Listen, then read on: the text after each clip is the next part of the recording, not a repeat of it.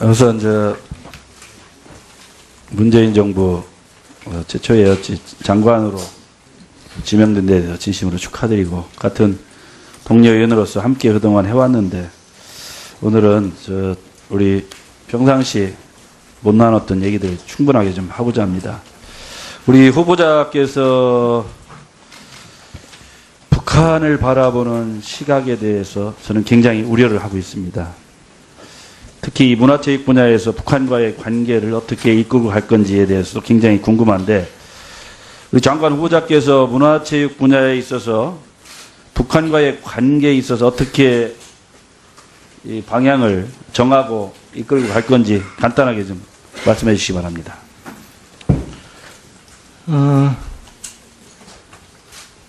체육 분야의 교류 이런 것들을 지금 눈앞에 두고 있어서요. 무지 태권도 대회라든가 또 역도 대회라든가 뭐 이런 것들과 관련해서는 교류가 계속 많아졌으면 좋겠다.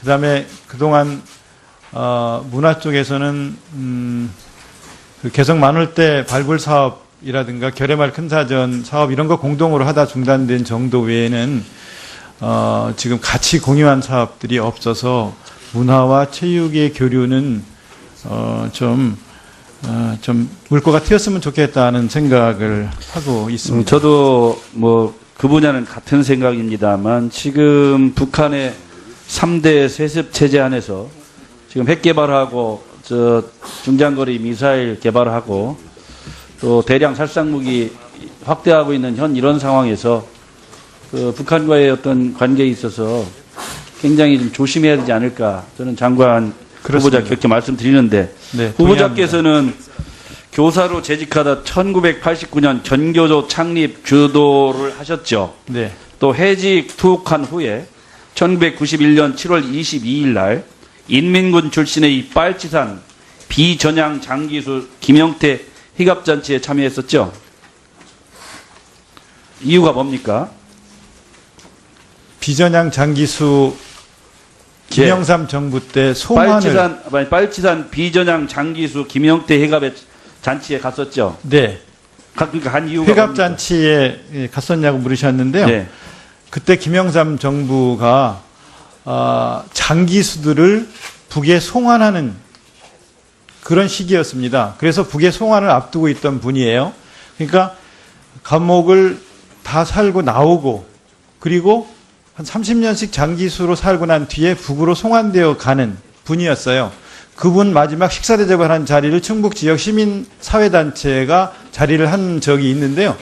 거기에 식사 자리에 참여한 적이 있습니다. 저는 유독 인민군 출신의 빨치산 비전향 장기수 회가변에 갔다 하는데 굉장히 의아심을 갖고 있습니다. 또 하나는 소설 임꺽정의 저자가 홍명희시죠? 예, 그렇습니다. 해방 이후에 북으로 가가지고 북에서 내가 구수상했죠. 그렇습니다. 홍명희 문화재 추진하는데 굉장히 노력 많이 하셨죠. 그렇습니다. 이유가 뭡니까? 그분은 소설가입니다. 저희가 그 문학제를 한 것은 그분이 쓴 소설 임꺽정, SBS 드라마로도 방영된 바 있는 그 임꺽정 관련한 학술 행사 그리고 문학 행사. 전 물론 이런 것들을 주로 문학과 관련해서 그런 의견이라고 보고 있습니다만, 네. 유독 그 북한에 가서 6.25 관련해서 전범이냐 아니냐까지 지금 논란이 있을 정도인데, 이 사람에 대한 문학제를 한다는 거에 대해서도 굉장히 좀 의구심을 좀 많이 갖게 됩니다. 네. 그래서 또 후보자께서는 문화예술정책위원회 상임위원장으로 대선 후보 공약에 관여했죠. 네. 그래서 앞으로 남북사의 문화체육교류에 굉장히 앞으로 영향을 많이 끼칠 텐데, 제가 굉장히 좀 우려해서 균형 잡힌 어떤 장관의 후보자로서의 어떤 입장을 듣고 싶은데 시간이 넘지 않기 때문에 저 추가 질의 때 말씀드리기로 하고,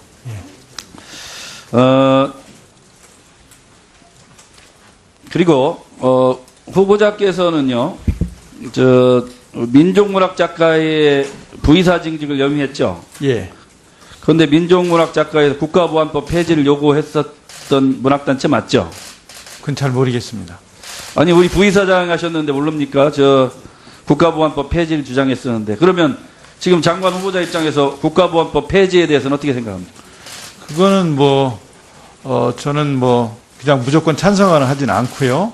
국가보안법에 대해서는 저지난 정권에서도 이 논의 때문에 굉장히 문제가 많았었고 논란이 많았었기 때문에 신중해야 된다고 생각합니다. 그러면 2005년도 6.15 남북 공동선언 실천을 위한 민족문학작가대회에 참가해가지고 네. 강정구 전 동국대 교수가 6.25 전쟁은 민족 해방 전쟁이라는 발언으로 파문을 일으켰었는데 그때 이 강 씨가 했던 말에 대해서 지지를 하는 성명을 발표한 적 있죠? 모르겠습니다. 아니 모르겠다고 하시면 됩니까? 저 민족문학작가의 중심적 약간 부의사장직이었는데. 아니, 제가 강정구 교수를 지지하거나 그런 발언에 그러면 찬성을 기억이 잘 하지 안 않습니다. 나신다고 하니까 그건 네. 추후에 묻기로 하고. 예. 그럼 6.25 전쟁이 민족 해방 전쟁이라는 이 강정구 교수의 발언에 대해서 어떻게 생각합니까? 동의하지 않습니다. 동의하지 않죠? 네. 다음은요. 이 문화 권력과 관련해서 말씀드리겠습니다. 노무현 정부 5년 동안 문화 권력 시스템과 관련해서 균형 잡힌 문화 정책을 했다고 봅니까? 안 했다고 봅니까? 균형 잡힌 문화 정책을 하려고 노력했다고 알고 있습니다. 제가 볼 때는요. 예술을 집권층의 생각을 강요하고 전파를 도구로 강력하게 사용한 게 노무현 정부입니다. 지원금과 기관을 장악해갖고 노골적이고 편파적으로 돈과 조직을 좌파 문화 권력에 집중했습니다. 이것이 바로 이 문화예술단체의 편가르기가 시작됐다고 봅니다. 좀 시간이 많지 않기 때문에 제가 추가적으로 자세한 참여정부의 이 편가르기, 문화예술 정책에 대한 지원, 인사, 여기에 대해서 말씀을 드릴 테니까 장관께서는 앞으로 장관 후보자가 장관이 됐을 때 이런 편파적인 인사, 예산 지원, 이런 것들을 어떻게 균형을 잡아야겠다는 말씀을 상세하게 해주시기 바랍니다. 지금 드릴까요? 아니면 이따가 드릴까요? 이따 시간이 없기 때문에 예. 추가질 때 상세하게 좀 말씀드리겠습니다. 네, 그렇게 하겠습니다.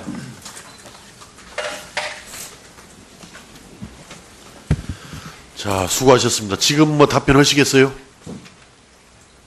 이따가 답변하라고 말씀하셔서 그럼 일단 보충 질문 시간을 이용해 주시기 바랍니다. 자, 다음은 신동근 의원님 질의하여 주시기 바랍니다. 예, 인천 서구의 신동근 의원입니다. 보은군 법주리에 네, 땅과 관련해서 예, 여쭤보겠습니다. 이게 한 130평 정도 되죠? 어떤 땅이요? 법주리 대지. 대지가 대지가 130평 정도 맞습니다. 근데 그 당시에 총 구입 가격이 얼마입니까? 대지 가격은 정확히 잘 모릅니까? 네. 전체 다 산 건 얼마에 샀습니까? 1,400 정도에 샀습니다. 1,400만 원. 지금은 어느 정도? 3,200 정도. 3,200. 네. 좀 올리긴 했네요. 예. 통상적으로 보면 이제 우리가 농사 짓지도 않으면서 농지 전용, 불법 전용하고 또 별장으로 사용하거나 이런 경우가 있는데 실질적으로 거주를 한 거죠, 당시에. 거기서 살았습니다. 살면서 농사도 짓고. 네, 농사도 짓고 그리고 몸이 좀 나아지면서는 글도 쓰고. 사고 나서 이렇게 전용하거나 그런 적은 있습니까? 전용이요? 그러니까 이 전을 이 관상수를 심거나 무슨 잔디를 그렇게 한 적은 심거나 없습니다. 그런 적은 그냥 없습니까? 거기 제가 살 때 있었던 그대로 사서 그대로 지금 유지되고 있습니다. 그러니까 다시 말해서 투기 목적으로 구입하거나 또 그걸로 전용하지는 않았다 이런 얘기죠. 몸이 아파서 요양하기 위해서 들어갔었기 때문에. 근데 이제 그걸 문제는 뭐냐면 당시에 샀는데 이게 이미 전용돼 있는 것 같다가 본인은 인지 못하고 지금까지 있었다 이런 말씀인가요? 그렇습니다. 이번에 알게 되었습니다. 그리고 제가 들어가 살게 되었을 때 많은 논들이 이미 영농여건 분리농지가 되어 있었습니다. 사람이 죽고 방치되어 있었기 때문에 그냥 야산으로 돌아가 버린 그런 논밭들이. 그리고 지금은 거의 관리가 안 되고 있는 건가요?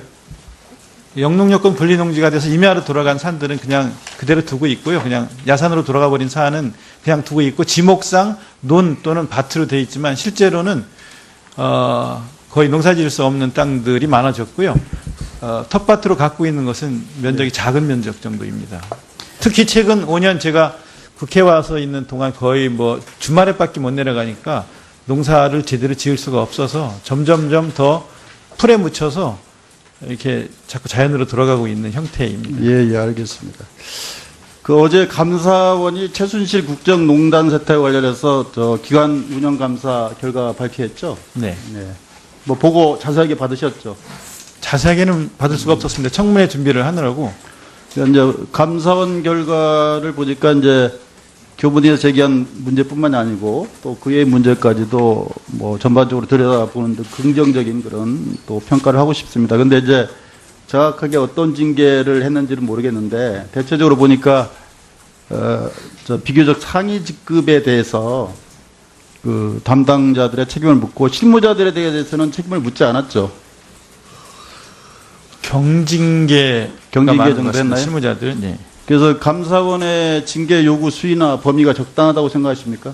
아직 제가 체계적으로 보고를 받을 수가 없는 상황이었기 때문에 그러니까 이게 위법 부담 행위가 이제 발생 원인을 크게 두 가지로 보는 것 같아요. 그러니까 하나는 뭐냐면 보조사업 운영의 투명성과 통제 시스템이 좀 미비하다. 뭐 그건 제도적으로 뭐 바꾸면 되죠, 그죠? 그리고 또 하나는 뭐냐면 상급자의 위법 부당한 지시를 하급자가 뭐 재검토라든지 건의 없이 그냥 바로 실행했다는 거죠, 그죠?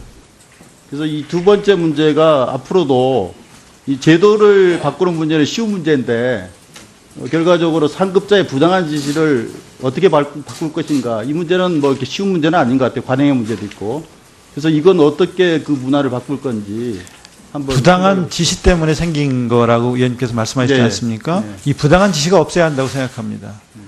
문화부 실장국장이 산하기관 또는 실장국장 과정의 산하기관에 부당한 지시를 하지 않아야 되지만 또 청와대에서도 문화부에 부당한 지시를 하지 않아야 된다고 생각합니다. 최고 권력이 아래로 부당한 지시를 했다는 것이 지금 여러 가지 조사를 통해 드러나고 있고 재판이 진행되고 있지 않습니까? 그래서 부당한 지시를 왜 저항하지 않았느냐, 거부하지 않았냐라고 이야기할 수도 있지만 부당한 지시 자체가 내려가지 않는 행정이 돼야 한다고 저는 생각을 합니다. 아니 그래도 예를 들어 부당한 지시가 있을 수 있는데 그 문제를 그 지금 법적으로는 뭐 예컨대 부패방지 및 국민권익위원회 설치와 운영에 관한 법률이라는 여러 가지 있어요. 그 내용이. 그럼에도 불구하고 실질적으로 뭐 지난 정권에서 그렇게 저 부당한 지시를 수용을 해서 실행을 했잖아요. 네. 다 알고 계시잖아요. 그죠? 예. 그러니까 이제 그런 문제를 물론 1차적으로 지시를 않는 게 중요하지만 또 지시가 왔다 하더라도 그걸 어떻게 개선할 수 있는지 거부할 수 있는 그런 문화가 만들어져야 한다고 생각합니다. 공무원들도 국가의 그 국민을 위해서 네. 일하는 사람들로서 부당한 지시가 내려왔을 때는 부당하다고 이야기할 수 있는 그런 문화가 만들어져야 한다고 생각하고요. 말씀드린 것처럼 부당한 지시를 하지 않는 일이 훨씬 더 중요하지 않을까 생각합니다. 저부터 그렇게 하겠습니다. 알겠습니다. 그 시간이 없으니까 그 지금 보면 여러 가지 기금들이 있죠. 문해기금, 뭐 영화발전기금, 관광진흥개발기금, 국민체육진흥기금, 언론진흥기금, 지역신문발전기금 등이 있는데 그 중에서도 문해기금과 언론진흥기금, 그다음에 지역신문발전기금은 거의 뭐 고갈 위기의 수준인 것 같습니다. 문해기금은 지금 한 422억 정도고 언론진흥기금은 거의 뭐 33억. 그다음에 지역신문발전기금도 여유자금이 한 5억 분이 없어요. 그래서 이게 뭐 1년 내에 받아하기 날 사항인데 근데 이제 이때마다 뭐 응급조치로 이렇게 또 돈을 넣고 그러는데 근본적인 뭐 방법이라든지 TF를 구성해서 여기에 대한 그 기금을 조성할 그런 방안은 없습니까? 네. 말씀하신 대로 특히 이제 문진금 같은 경우에 지금 뭐 내년이면 다 고갈될 상황으로 400몇십억 정도밖에 남아있지 않습니다. 이 문제에 대한 근본적인 대책을 지금 마련하려고 하고 있고요. 또 특히 이 부분은 재정 당국과 또 상의를 거쳐야 될 과제가 앞으로 남아 있습니다만 반드시 해결하겠다는 의지를 갖고 있습니다. 네, 알겠습니다. 보충 질의하겠습니다. 예, 수고하셨습니다. 다음은 나경원 위원님 질의해 주시기 바랍니다. 안녕하십니까. 나경원입니다. 먼저 도종환 장관 후보자께 축하의 말씀을 드립니다. 근데 사실 지금 이제 야당 의원으로서 또 어떻게 보면 국민의 한 사람으로서 대통령께서 80% 이상의 높은 지지율을 받고 계시는데 지금 이제 인사가 진행될수록 80% 대통령이 아니라 40% 대통령을 자임하시는 것 아닌가 하는 그런 걱정이 매우 들고 있습니다. 대통령께서 협치와 뭐 이런 것을 강조하시고 엊그저께 국회 와서 연설을 하시고 또 야당 의원석까지 오셔서 악수를 청하시고 또 저희도 예를 갖추어서 대통령께 악수를 하고 했습니다. 그래서 저희는 사실은 야당과 국민들이 주장하는 이번 인사의 문제점, 특히 5대 인사 원칙을 지금 허물어뜨린 것에 대한 유감의 표시를 명확하게 좀 하실 거라고 기대를 했고 거기에 맞추어서 철회할 인사들은 철회해 주기를 기대했습니다. 그러나 이런 저희의 기대와 맞지 않는 부분에 대해서 매우 유감을 표명한다는 말씀을 먼저 드리면서 후보자에 대한 질의를 하도록 하겠습니다. 촛불 정신의 핵심이 뭐라고 생각하십니까? 민주주의, 아래로부터 수렴되는 민주주의. 민주주의란 말씀을 하셨는데 맞다고 생각을 합니다. 촛불 정신의 핵심은 보수는 무조건 괴멸되라, 우파는 괴멸되라 이런 거라기보다는 정말 촛불 시민 중에서 선량한 촛불 시민들의 생각은 제도로서의 민주주의, 절차로서의 민주주의, 형식적 민주주의가 파괴된 것에 대해서 분개했고 또 그렇기 때문에 더욱 성숙된 민주주의 국가를 원하는 거였습니다. 그런 의미에서 저는 새로 들어온 정부의 임무는 매우 막중하다고 생각을 합니다. 그런데 지금 이제 문화부 산하에도 국가기관 통신사가 있습니다. 지금 최근 민주당과 일부 언론 노조가 기관통신사 사장 또는 공영방송의 사장을 물러나라 이렇게 주장하고 있습니다. 맞다고 생각하나요? 글쎄, 기관의 장은 임기가 공영방송 사장. 지금 민주당에서 얼마 전에 이 사장의 퇴진을 요구하고 하는 그런 브리핑 한 거 들으셨죠? 그거는 공공기관의 인사 문제나 사장 문제는 공공기관에 맡겨야 된다고 생각합니다. 그러니까 그것을 정권이 좌지우지해서는 안 된다 이렇게 생각하신다는 건가요? 네, 그렇습니다. 네, 실질적으로 그렇습니다. 저는 제도로서의 민주주의가 성숙되기 위해서는 무엇보다도 우리가 이제 권력기관이라든지 언론기관에 이런 장애 이 임기가 보장되어 있습니다. 이 임기를 보장하는 것은 바로 그들의 임무에 있어서의 독립성과 공정성을 담보하기 위한 것이고 그러한 부분을 지켜줘야 된다고 생각을 합니다. 그래서 지금 민주당에서 지금 일부 공영방송사 사장의 퇴진을 요구하고 있는데 이것이 잘못되면 다시 새로운 블랙리스트가 될 수 있다는 부분을 지적합니다. 아까 공공기관장에 대해서도 이미 말씀을 하셨는데요. 지금 제가 보니까 이 문화체육관광부 소관의 33개 공공기관 중에서 1년 이내로 임기가 남은 기관장이 14명 그리고 1년 이상 임기가 남은 기관장이 16명에 이르고 있습니다. 그 기관장들 임기 보장하시겠습니까? 네. 보장을 하겠습니다. 이건 법에 보장하도록 되어 있기 때문에 보장을 하는데요. 또 본인들이 사표를 내거나 이런 기관들이 있기 때문에 기관에 따라서 약간 좀 다르기는 합니다. 기대해 보겠습니다. 사실은 이게 보면 우리가 여당할 때 입장 다르고 야당할 때 입장 다릅니다. 그리고 저도 또 사실은 야당하다가 여당하다 다시 야당을 하면서 내가 야당했을 땐 이게 부족했구나, 여당했을 땐 이게 잘못했구나 하고 반성하는 부분도 많이 있습니다. 그러나 우리가 역사가 발전하기 위해서는 또 다른 것이 되풀이돼서는 안 된다고 생각을 하고요. 다만 제가 아까 걱정되는 것은 이 국정농단 사건에 대해서 조사 특위를 만들었나요? 문화부에서 지금? 만들 계획입니다. 아직.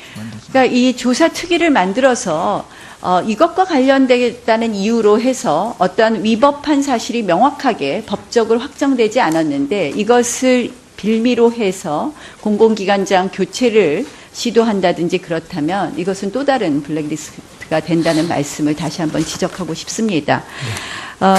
사실 2007년 노무현 정부 때 문화정책이 매우 균형되었다라고 답변을 하셨는데요. 사실 저희가 보기에는 그렇지 않았습니다. 예컨대 민예총회 예산은 2000년부터 2004년 사이에 두 배로 증액되는 반면에 한국 예총회 그 예산 증액은 미미했습니다. 또 그 당시에 보면은 뭐 아까 이제 앞으로 이 블랙리스트를 문제를 해결하기 위해서 문화예술위원회에 뭐 자율성과 독립성을 준다고 하셨는데 실질적으로 그 당시에도 똑같은 이야기를 했습니다. 예술위의 독립성과 자율성 이야기하고 문화예술위원 10명 중에서 1명만 예총 출신, 나머지는 다 사실상 소위 좌파 문화예술인으로 채워지면서 계속해서 삐그덕거렸습니다. 그래서 문화부 장관으로 앞으로 일하실 때 이런 부분에 있어서 균형을 명확하게 균형을 맞추시지 않으면 또 다른 도종환 블랙리스트 하는 이야기가 나올 수 있다. 그래서 이 부분에 대해서 다시 한번 임기가 보장된 공공기관장은 보장해 주시고 이러한 부분에 유념해 주실 것을 부탁드립니다. 그렇게 하시겠습니까? 네, 그렇게 하겠습니다. 자, 국무위원으로서 이 여러 가지 국가 정책, 국정의 운영 뭐 이러한 부분에 대한 결정을 많이 하실 거기 때문에 전교조 관련돼서 질의를 좀 하겠습니다. 이 지난 한겨레 20일 2016년 8월 15일자 인터뷰에서 전교조를 박근혜 정부가 왜곡된 시각으로 바라보고 있다. 전교조 합법화를 위해서 싸운 적이 있는데 전교조가 다시 법적 정당성을 되찾을 것이다. 이런 이야기를 하셨습니다. 아시다시피 전교조가 실질적으로 해직교사를 전교조의 조합원 가입 자격을 부여함으로 인해서 2013년에 고용노동부에서 법의 노조 통보 처분을 받았고 이 부분에 대해서 이렇게 재판이 거쳐져서 2016년에 이 부분에 대해서 법의 노조 조치는 정당하다고 판결됐습니다. 어떠한 방법으로? 네.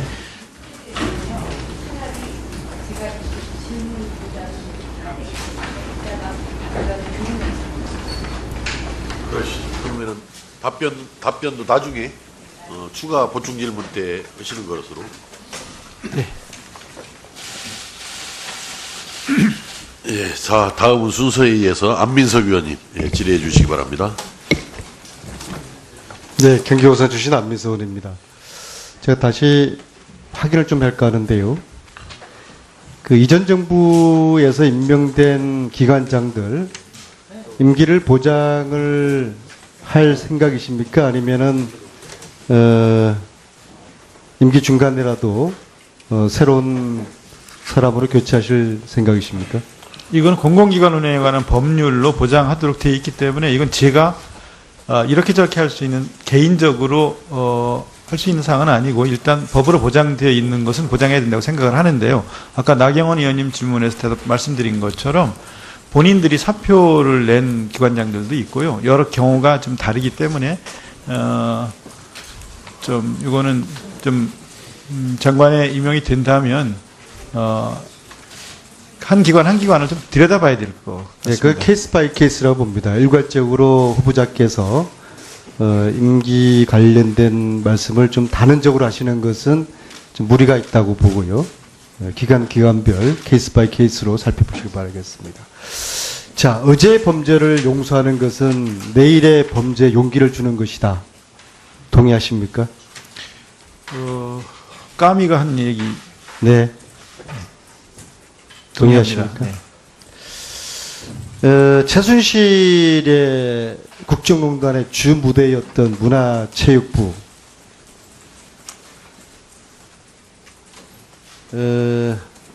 농단의 핵심 주범들은 감옥에 가 있고, 그렇지만은 저는 여전히 조력자들은 활개치고 버젓이 있다고 봅니다. 예를 들어서 2004년 정유라의 공주성마 의혹이 불거졌을 때 14년이요. 정유라가 아주 훌륭한 선수라는 반박 자료를 만든 문체부의 공무원은 이후에 초고수 승진을 하였고 지금 아주 버젓이 있습니다. 이러면 안 되는 거 아닙니까? 그리고 널품 체조를 개발하는데 실무 책임자였던 그 담당자 아무런 징계받지 않고 지금 그대로 있습니다. 이거 이러면 안 되는 것이죠. 물론 경중은 분간해야 된다고 봅니다. 그러나 핵심 조력자들은 김종 차은택의 문화체육농단을 핵심적으로 도왔던 문체부 내부의 공무원들, 저는 엄벌을 해야 된다고 봅니다. 그래야지 공무원 사회가 다시는 이러한 불행한 일을 되풀이하지 않을 것입니다. 동의하십니까? 네. 동의합니다. 자, 마찬가지로요. 저는 스포츠토토 운용사 K토토의 국정농단 세력의 그늘이 있다고 봅니다. K토토 고문이자 사실상 대표인 홍모라는 사람을 압니까? 잘 모릅니다. 이분은 최순실 측의 재산관리인으로 알려져 있습니다. 네. 그런 분이 스포츠토토 운용자금 1조 원을 운용하는 실제 책임자 위치에 있다는 것이, 그리고 14년 스포츠토토 사업자가 선정할 때 이미 홍모 이분은 자기가 받을 거라는 이야기를 하고 다녔습니다. 저는 스포츠토토의 스물스물 기운이 도는 최순실 일가 국정농단 세력의 실체를 장관이 밝혀주셔야 된다고 생각합니다. 조사 한번 해보시겠습니까? 네. 청경자의 미인도 사건도 저는 조심스럽지만 비슷한 맥락에서 말씀드려 보겠습니다. 저 미인도가 위작입니까? 진품입니까? 뭐 검찰에서 이미 결정을 했습니다만 그 검찰 결정에 대해서 제가 뭐 어떤 입장을 내는 것은 적절치 않다고 생각합니다. 검찰이 저 예술품에 대한 진위를 분별하는 것이 그게 최선이었다고 보십니까? 그거는 뭐 여러 가지 견해가 있을 수 있다고 생각합니다. 자, 프랑스 세계 최고의 감정팀이 저 예술품에 대해서, 미인도에 대해서 위작이라고 판정 내렸습니까? 진품이라고 했습니까? 뭐 그거는 뭐 알고 있지만 여기서 뭐 답변하기가 좀 그렇습니다. 그 감정팀은 저 미인도가 진품일 가능성은 0.00002%라고 했습니다. 실질적으로 청경자 화백에 손을 들어준 셈입니다. 그런데도 검찰은 프랑스 감정팀의, 세계 최고 프랑스 감정팀의 의견을 묵살하고 진품이라고 했습니다. 그리고 그 검찰은 서울중앙지검 검찰이었습니다. 저는 이것이 수상하다고 봅니다. 그래서 저는 만약에 장관이 임명되시면 장관께서 이 논란에 대해서 적어도 청경자라는 대한민국 위대한 미술가의 양심을 믿는다면 그 미술가가 자기가 그린 미술 작품이 아니라고 지금 주장을 하고 있기 때문에 네. 저는 장관 후보께서 장관 되시면 이 부분을 문체부가 국내의 전문 감정팀에게, 검찰에게 맡길 문제가 아니죠. 특히 우병우 검찰이 이걸 감정을 했단 말입니다. 그래서 이 부분에 대한 진위 논란에 대한 객관적이고 공정한 좀 판단을 내려주시길 바라겠습니다. 어떻게 하시겠습니까? 일단 살펴보도록 하겠습니다. 자, 따라서 저는 장관 후보님께서 임명되고 나신 다음에 문화와 체육계에 이 적폐를 해소하기 위한 문화체육부 내에 적폐청산위원회를 신속히 설치를 해서 적폐 내용을, 적폐 인사를 조사하고 인적청산 대상을 정리하고 인적청산과 제도 개선을 하는 문체부 적폐청산위원회를 설치할 것을 제안드립니다. 어떻게 하시겠습니까? 지금 블랙리스트 진상조사위원회도 지금 곧 구성을 하려고 블랙리스트까지 하고 포함해서요. 때문에 네, 이 문제 말씀하신 것까지를 포함해서 진상조사가 철저하게 이루어질 수 있도록 하겠습니다. 그리고 마지막으로 이 선진국에는 있고 우리나라 체육에는 없는 것이 스포츠 클럽입니다. 네. 이 스포츠 클럽을 신정부에서 공약은 그렇지만 이걸 하기 위해서는 정부 부처가 지금 체육정책과가 있고 체육진흥과가 있어요. 이미 부처 자체가 엘리트와 생활체육을 나눠놨어요. 그래서 이걸 구시대 패러다임이라고 생각합니다. 그래서 이 체육정책과와 체육진흥과를 합쳐서 스포츠클럽 지원과로 통합해내는, 그래서 엘리트와 생활체육이 한 뜻으로 이루어지는 스포츠 클럽을 제도적으로 육성하는 그러한 문재인 정부의 체육 정책의 틀을 만드는 것을 기대해주시기 바랍니다. 네, 스포츠 클럽 문제는 뭐 안민석 의원님께서 이제 법안도 내실 예정이신 걸로 알고 있고요. 이거 활성화해서 생활체육의 저변이 넓어지고 거기서 또 엘리트 선수들을 길러낼 수 있고 지도자도 육성해낼 수 있고 해마다 한 30개씩 늘려나가서 5년 후에는 시군구에는 다 하나씩 한 뭐 229개 정도 스포츠 클럽이 만들어지는 그런 쪽의 방향을 잡고 일을 추진해 나가야 되겠다는 생각을 하고 있고요. 이거 관련해서는 안민석 의원님께 최고 전문가이시니까 계속 자문을 구하고 고견을 경청하면서 일을 진행해 나가도록 그렇게 하겠습니다. 자, 안민석 의원님 수고하셨습니다. 1991년 7월 22일 날 인민군 출신의 이 빨치산 비전향 장기수 김영태 희갑잔치에 참여했었죠. 이유가 뭡니까? 비전향 장기수 김영삼 정부 때 송환을 빨치산 비전향 장기수 김영태 희갑의 잔치에 갔었죠. 네. 그러니까 한 이유가 회갑 뭡니까? 잔치에 갔었냐고 물으셨는데요. 네. 그때 김영삼 정부가 장기수들을 북에 송환하는 그런 시기였습니다. 그래서 북에 송환을 앞두고 있던 분이에요. 그러니까 감옥을 다 살고 나오고 그리고 한 30년씩 장기수로 살고 난 뒤에 북으로 송환되어 가는 분이었어요. 그분 마지막 식사 대접을 한 자리를 충북 지역 시민 사회단체가 자리를 한 적이 있는데요. 거기에 식사 자리에 참여한 적이 있습니다. 잠깐, 예, 저는 유독 인민군 출신의 빨치산 비전향 장기수 해가변에 갔다 하는데 굉장히 의아심을 갖고 있습니다. 또 하나는 소설 임꺽정의 저자가 홍명희 씨죠? 예, 그렇습니다. 해방 이후에 북으로 가가지고 북에서 내가 구수상했죠. 그렇습니다. 홍명희 문화재 추진하는데 굉장히 노력 많이 하셨죠. 그렇습니다. 이유가 뭡니까? 그분은 소설가입니다. 저희가 그 문학제를 한 것은 그분이 쓴 소설 임꺽정, SBS 드라마로도 방영된 바 있는 그 임꺽정 관련한 학술 행사, 그리고 문학 행사. 전 물론 이런 것들을 주로 문학과 관련해서 그런 뭐 의견이라고 보고 있습니다만, 네.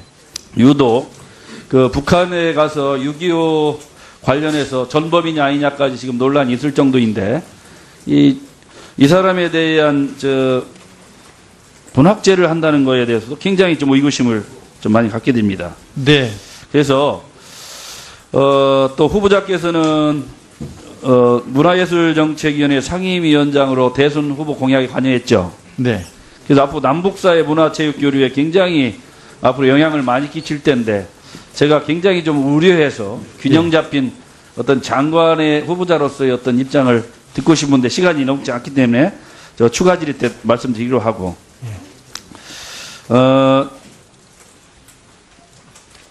그리고 후보자께서는요 민족문학 작가의 부의사직을 염의했죠. 예.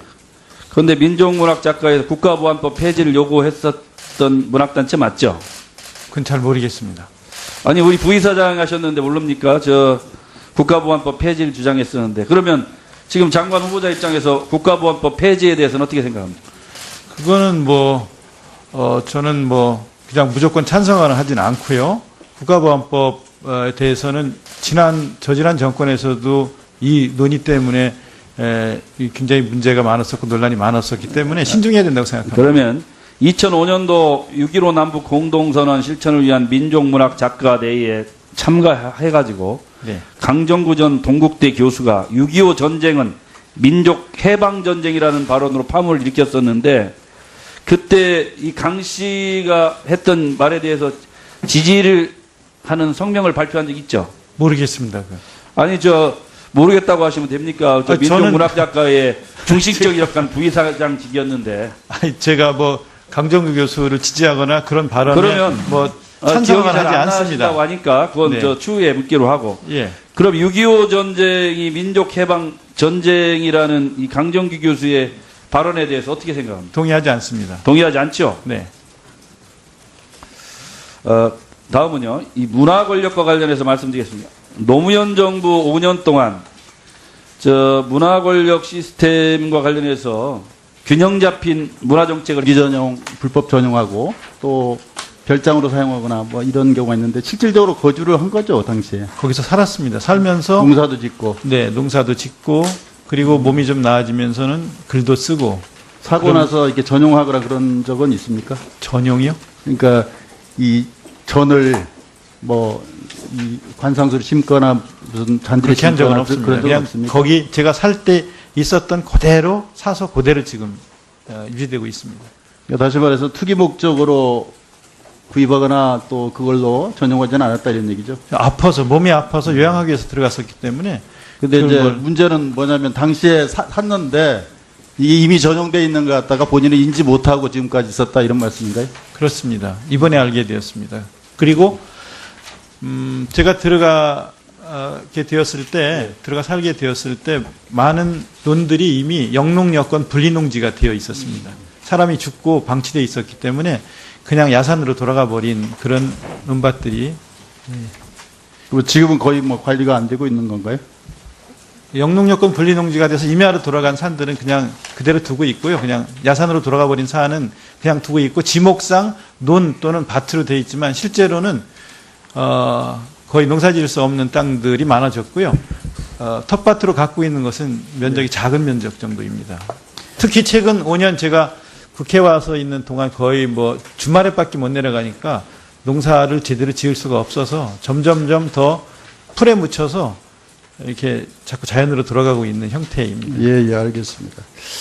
그 어제 감사원이 최순실 국정농단 세탁 관련해서 저 기관 운영 감사 결과 발표했죠. 네. 네. 뭐 보고 자세하게 받으셨죠. 자세하게는 받을 수가 없었습니다. 청문회 준비를 하느라고. 그러니까 이제 감사원 결과를 보니까 이제 교문에서 제기한 문제뿐만이 아니고 또 그의 문제까지도 뭐 전반적으로 들여다보는 데 긍정적인 그런 또 평가를 하고 싶습니다. 근데 이제 했다고 봅니까? 안 했다고 봅니까? 균형 잡힌 문화정책을 하려고 노력했다고 알고 있습니다. 제가 볼 때는요, 예술을 집권층의 생각을 강요하고 전판을 도구로 강력하게 사용한 게 노무현 정부입니다. 지원금과 기관을 장악해갖고 노골적이고 편파적으로 돈과 조직을 좌파 문화 권력에 집중했습니다. 이것이 바로 이 문화예술단체의 편가르기가 시작됐다고 봅니다. 좀 시간이 많지 않기 때문에 제가 추가적으로 자세한 참여정부의 이 편가르기, 문화예술 정책에 대한 지원, 인사, 여기에 대해서 말씀을 드릴 테니까 장관께서는 앞으로 장관 후보자가 장관이 됐을 때 이런 편파적인 인사, 예산 지원, 이런 것들을 어떻게 균형을 잡아야겠다는 말씀을 상세하게 좀 해주시기 바랍니다. 지금 드릴까요? 아니면 이따가 드릴까요? 이따 저 추가 시간이 없기 때문에 추가 드릴 때 상세하게 좀 말씀드리겠습니다. 네, 그렇게 하겠습니다.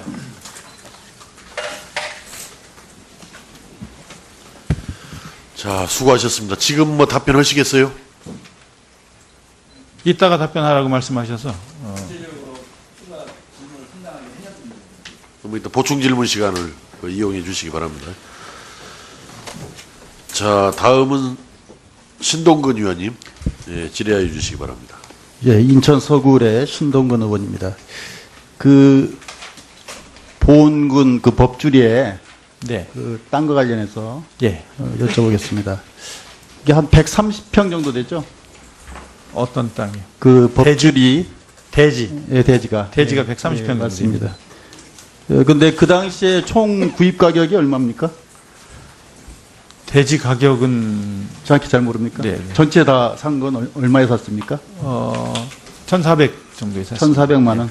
지금은 어느 정도? 3,200 정도. 3,200. 좀 올리긴 했네요. 예. 통상적으로 보면 이제 우리가 농사 짓지도 않으면서 그 우선 문재인 정부 최초의 장관으로 지명된 데 대해서 진심으로 축하드리고 같은 동료 의원으로서 함께 그동안 해왔는데 오늘은 우리 평상시 못 나눴던 얘기들 충분하게 좀 하고자 합니다. 우리 후보자께서 북한을 바라보는 시각에 대해서 저는 굉장히 우려를 하고 있습니다.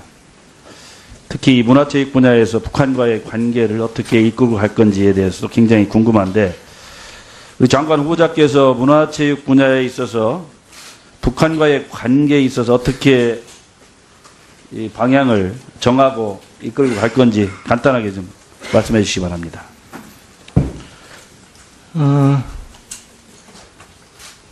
체육 분야의 교류 이런 것들을 지금 눈앞에 두고 있어서요. 무지 태권도 대회라든가 또 역도 대회라든가 뭐 이런 것들과 관련해서는 교류가 계속 많아졌으면 좋겠다. 그다음에 그동안 문화 쪽에서는 그 개성 많을 때 발굴 사업이라든가 결해말 큰 사전 사업 이런 거 공동으로 하다 중단된 정도 외에는 지금 같이 공유한 사업들이 없어서 문화와 체육의 교류는 좀 물꼬가 튀었으면 좋겠다는 생각을 하고 있습니다. 저도 뭐 그 분야는 같은 생각입니다만 지금 북한의 3대 세습 체제 안에서 지금 핵 개발하고 저 중장거리 미사일 개발하고 또 대량 살상 무기 확대하고 있는 현 이런 상황에서 그 북한과의 어떤 관계에 있어서 굉장히 좀 조심해야 되지 않을까 저는 장관 그렇습니다. 후보자께 말씀드리는데 네, 후보자께서는 교사로 재직하다 1989년 전교조 창립 주도를 하셨죠. 네. 또 해직 투옥한 후에